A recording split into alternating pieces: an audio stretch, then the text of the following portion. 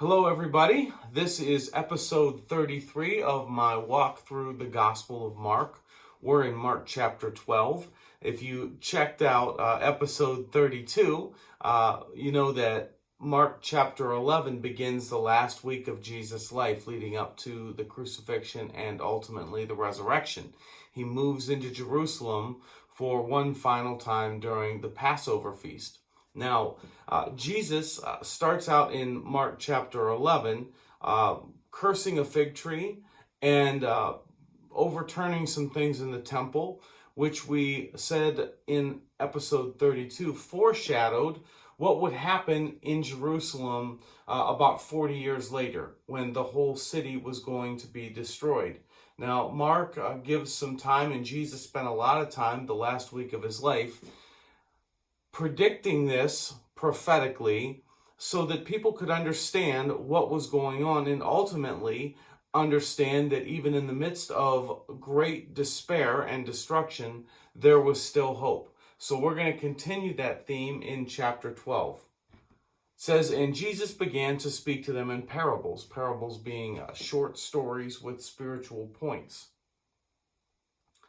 "A man planted a vineyard and put a fence around it and dug a pit for the winepress and built a tower and leased it to the tenants and went into another country." So somebody builds a vineyard and lets other people take ownership of it while he goes off to another country. When the season came, he sent a servant to the tenants to get from them some of the fruit of the vineyard. And they took him and beat him and send him away empty-handed. So the owner of the field sends somebody to go to the field which he owns, which other people are taking care of, to get some fruit from his field, and they beat the servant and send him away. Again, he sent to them another servant, and they struck him on the head and treated him shamefully. And he sent another, and him they killed. And so with many others, some they beat and some they killed. He had still one other, a beloved son. Finally, he sent him to them, saying, 'They will respect my son.' But those tenants said to one another, 'This is the heir. Come, let us kill him, and the inheritance will be ours.' And they took him, and they killed him, and they threw him out of the vineyard. What will the owner of the vineyard do? He will come and destroy the tenants and give the vineyard to others." Have you not read this scripture? "The stone that the builders rejected has become the cornerstone. This is the Lord's doing, and it was marvelous in our eyes." And they were seeking to arrest him, but feared the people, for they perceived that he had told the parable against them. So they left him and went away. Now, what in the world does that parable mean, and how is it relevant? Well, remember, first of all, that we said throughout the Gospel of Mark, you're looking to Jesus for your view of God, and because of that, there's some good news in here.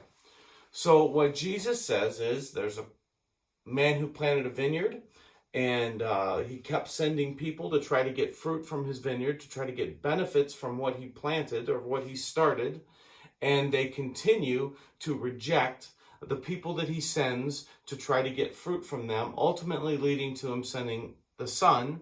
They killed the son, and then he says, what do you think is going to happen? Well, the owner is going to punish the people that did that and then give the vineyard to someone else. So here's what that means as we look through the rest of the Gospel of Mark and what happened. Jesus was saying, I'm God's son. I'm here to gather the benefits of everything that God has been doing with his people, with what he has built. There's plenty of places throughout Jewish writing and scripture that equate Israel with a vineyard, with grapes, with God's activity, things like that, with figs, with things planted, things that God planted, and getting fruit from has to do with getting relationship from, seeing love and kindness toward each other. Everything that God wanted for his people to do for the world, That's what it means for God to get fruit from what he's planted. And so what Jesus is saying is, the Son has come and he is going to be killed. And then God is going to destroy the original dream and give it to another. And then there's something interesting when he says the stone the builders rejected has become the cornerstone.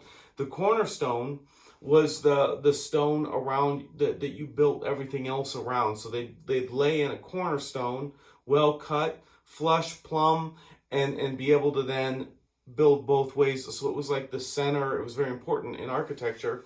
And so what we understand Jesus to say is that God is starting something new, and Jesus is going to be the center of it. The blueprint for humanity has come to earth, and now, rather than the Old Testament, the old promise where God was building around the Israelites, now there's a new thing God's doing. That's why much of the New Testament calls the church the new Israel, that God is building around, and Jesus is the cornerstone. So what this ends up being is, first of all, Jesus saying, pretty soon this whole thing's going to be torn down. You see that through the cursing of the fig tree in 11. You see that through Jesus with I guess you could call it a kind of high-powered skit, knocking things over in the temple and disrupting temple life. He's saying that this whole thing is going to be torn down. But God is going to do something new. And that's the good news in all this for anyone as they were reading this or as they had learned this and had much of the gospel memorized. They would have been able to look at the very real destruction, which was gruesome in 70 AD of Jerusalem and the Israelites, the scattering of the people because Rome, the Roman Empire, had enough and they just destroyed the whole thing. They would have been able to look back to Jesus saying, this whole thing's going to be torn down. Not one stone is going to be left on another, but God is going to do something new. And I'm the cornerstone. There's no way they could have fathomed the level of destruction that Jesus has, and we're going to see more of it, has prophesied. But when it happened, they would now have a lens. Oh, that's what Jesus was talking about. He really was the cornerstone. He really was God's son. Look, this has all come to pass. And then they would understand there's a new chance for a fresh start through Jesus. He's the new cornerstone. He's the son.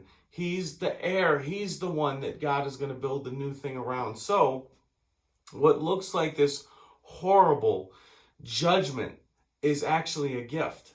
It's God saying, I'm doing something new and you are welcome to be a part of it. So here's what I think the best application for all of us is when we look at our life, when we look at moments when we've messed things up, moments of extreme guilt, moments of sin, moments of failure, we can look to God who says, even in the midst of killing his son, he says, I am doing something new that you can be a part of. And that's the grace of everything that God does through the New Testament, everything that God does through the scriptures and through Jesus. No matter how far you've been, no matter how lost it looks, it can all be brought back around by making Jesus and his life and teachings your life cornerstone, which simply means I'm going to look at his example and I'm going to live that out. I'm going to build my life around that as my foundation.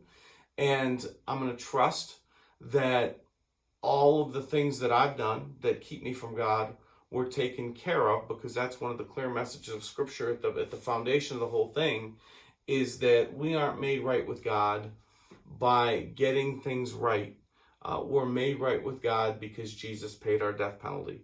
So that killing of the Son was actually the ultimate death penalty paid for, the ultimate ransom, paying our death penalty, which makes us right with God. Now there's nothing that separates us, and we can then build our life around a new cornerstone. So there's always grace There's always opportunity to start over, to do something new. God is never done with the thing. Even in destruction, even in judgment, there's new opportunity. So I hope that you can find something to build around.